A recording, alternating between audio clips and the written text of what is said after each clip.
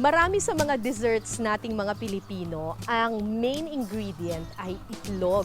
Pero syempre, hindi enough na matikman lang natin itong mga egg desserts na ito. Kailangan makita muna natin, saan ba nanggagaling itong mga itlog na ito? Sir Joji, hello po. Ako po si Cara sa Pinasarap. Tama po ba? More than 50 years or almost 50 years na ito? More than 50 years. Si Sir Joji, yung pamilya niya ang pioneer ng poultry dito sa Rizal. Talban pa. So ipapakita niya sa atin ngayon yung kanyang mga egg-laying hens.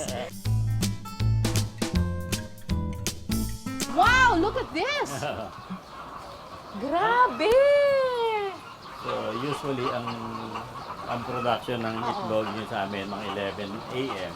Nandiyan ang pinupulutan nila. Yung production ng itlog? Yun ang pag by 11, karamihan nakapangitlog na. Everyday po sila nangingitlog? Oo. May oras pala yung panganganak. Yung pangingitlog. So isang araw po, gaano itlog ang naka-harvest nyo? Depende yung sa total, siguro mga 60,000 yan. Kasi depende sa hindi pare-parehong age. Wow! 4 na dekada na ang poultry farm na ito ng pamilya San Diego. At meron na silang 200,000 layers o manok na pang-itlog. Ang isang layer house merong 5 to 7,000 layer chickens na kayang mag-produce ng 156 trays ng itlog. Marami-raming itlog yun. Pwede nyo ba akong turuan paano mag-harvest ng egg? O sige, Pupulutin lang yan, no? pupulutin lang talaga. Oo. Baka magalit sila kasi ano. Kaya ako hindi masyado, hindi, pwede yan, Hindi baka magalit yung mga manok. Bakit po merong mga maliit at merong malaki? Dahil depende sa kain or ano? Depende rin, at saka depende sa manok. Merong yung malalaki yung manok Oo. na nag-ano. May So, tinatago siyang itlog doon, oh. ano yan, i-roll dapat yan, ano yan eh. Yan, ganun. ano yan dapat. Oo, kukunin na lang. Kasi ang isang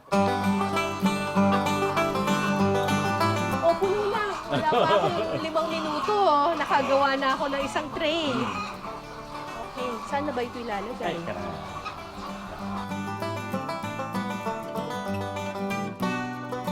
Madali lang pala itong trabaho ko, eh. Pero pag marami ka pinupulot, Oo, masakit sa likod sakit lang. sa balakang. Oo. Masakit lang sa balakang.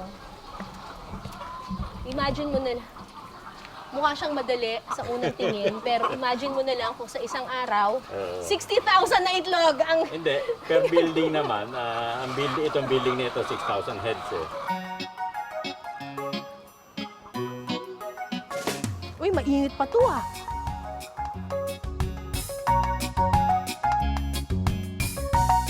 Para raw masigurong may sapat na nutrisyon ang bawat layer dito sa farm, pinapakain nila ito ng commercial feeds.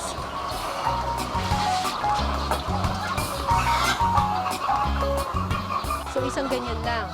Tapos, kailangan Ito. i-spread out. Hindi Pag ano. ganyan. Kain na! Para bukas, pwede ng mga itlog.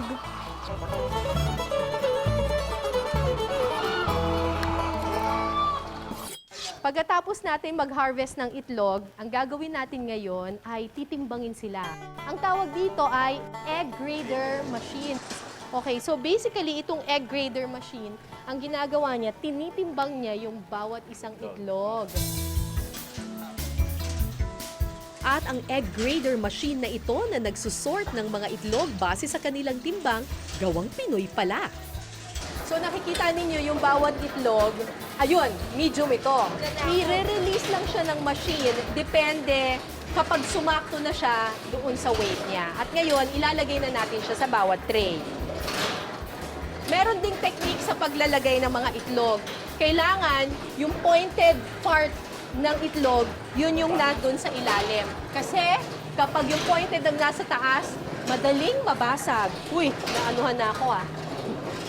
Naipunan na ako. Tapos, kapag napuno na yung tray mo, kailangan mong markahan siya para hindi magkalito-lito. Bawat itlog inilalagay sa magkakaibang kulay ng tray para ma-identify kung ano ang size nito. Minsan may mga pagkakataon na nababagsak yun, nagka-crack, or may mga talagang natural may crack na kaagad, or yung merong dirty na mga itlog, madumi. Yung mga ganitong itlog, pwede pa itong pakinabangan. Pwedeng gawing leche flan. At yan yung susunod nating pupuntahan. Isa raw sa best seller ng Farm to Fork ang kanilang leche flan. At malalaman natin ngayon kung bakit, kaya idediretso ko na ang mga nakolekta kong itlog dito sa kusina nila. Sabi nila, ang pinakamasarap daw na pagkain ay kapag sariwang-sariwa yung sangkap na ginamit. At yan yung ginawa ng poultry farm ni Sir Joji San Diego. Gumawa sila ng Farm to Fork. Kasama ko ngayon ang kanyang may bahay, ang commander ni Sir Joji, si Tita Emma. So itong Farm to Fork, ginagamit ninyo yung mismong hinarvest lang na itlog, gagawing leche flan. Sarap!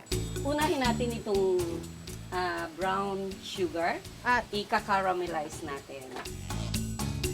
yung leche flan is a combination of a Spanish word and a French word. Ang leche means milk, and in Milk, this oo. case, we're using two kinds of milk, condensed milk at saka fresh milk. Tapos flan is a French word that means custard, which means any food or any dessert made with egg. At dito, farm fresh eggs din ang gagamitin natin. So, kailangan continuous yung paghahalo kasi masusunog. So, kailangan natin siyang hintayin na maging talagang totally liquid na siya. Yan, o mukhang okay na. Kapag syrup na, lalagyan na natin ng tubig. Tapos, halo-halo lang. Kapag naging arnibal na ang tinunaw na asukal, pwede na itong isalin sa lyanera. So, ganito yung magiging itsura niya kapag nag-cool down na siya. Ito yung magiging topping ng leche Yes, flan. oo. Ang gagawin na natin ngayon, Yung flan, Oo, oo. yung flan na mismo. okay. So, pag sasama-samahin lang natin, syempre, una-una yung egg yolk, fresh cow's milk, condensed milk, lemon, 1 teaspoon. So kung nakikita ninyo, hindi siya talaga mahalo ng Oo, total na halo. So lalagay natin sa blender. Ang maganda kasi dun sa leche flan, yung wala siyang bubbles masyado, di ba? Very, very smooth and talagang mas creamy. Oo, creamy yung consistency. Pero yung iba naman, may mga customers na gusto nila yung may butas-butas. Pero ang farm to Pero yung amin, farm to oo. fork, Ito yung creamy na talagang very smooth. Kapag halong-halo na ang leche flan mixture, pwede na itong ilagay sa lyanera. Okay, dadali na natin siya sa oven. Sa oven. Let's do it! Alright, so ibibake na natin. Okay. Ito pala. Kasi maramihan kaya may oven sila. Pero yung mga iba, pwedeng mag-steam na lang.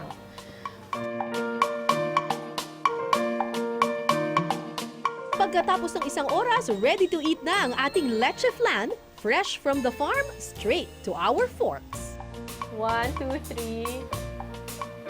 Wow! So nakakatuwa kasi kanina, ang ginawa natin, parang caramelized siya. So solid siya, di ba? Oo. Pero syempre, nung na-bake na siya, Ganito na. ganyan naging na siya. parang- And now, the moment of truth. Ito na yung pinakamasarap. Ang leche flan na made from farm fresh eggs.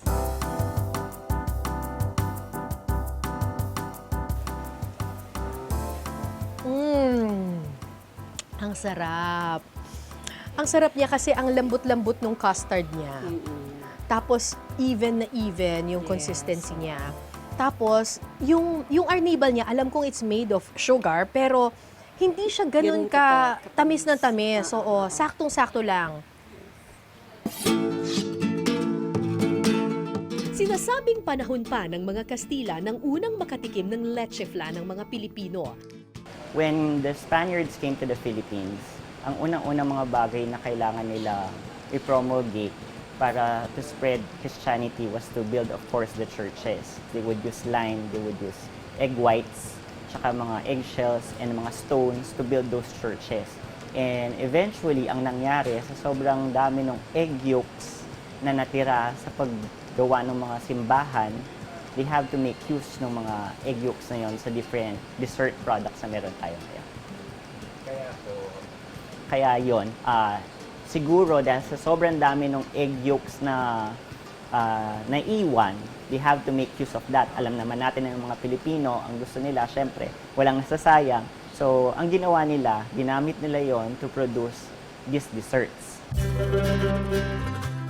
Noong Middle Ages sa Europa, ginagamit ng ilang madre mula Avila, Spain, ang puti ng itlog bilang almirol sa damit o di kaya'y pamproseso ng kanilang mga red wine.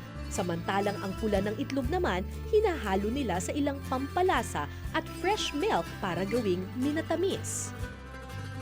So, ang leche flan, if you look at it, medyo somewhere between Spanish and American siya. Because the influences of the Spanish here is because of the use of the egg yolks and the use of the syrups, okay? And the caramelization of your sugar. Pero if you look at the other ingredients, which is evaporated milk and condensed milk, if you look at our history, the arrival ng condensed at saka evaporated milk was actually during the arrivals of the Americans.